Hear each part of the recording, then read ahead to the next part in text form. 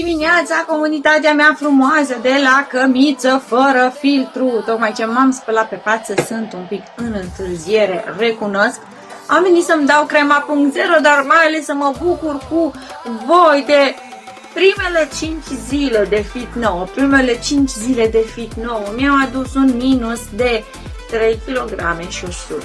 Deci nu vine să cred. Am făcut programul detox până acum, dar așa de mult să dai jos în primele 5 zile nu mă gândeam. Deci ce să vă spun eu vouă, decât că Fit Nou funcționează, servim ziua cu aloe, un căpăcel din ăsta baban de aloe, începem în excelență și astăzi nu mă mai puteți păcăli că nu mai aveți bani de Fit Nou, pentru că astăzi sigur vă intră salariul. Deci start Fit Nou, doamnele mele!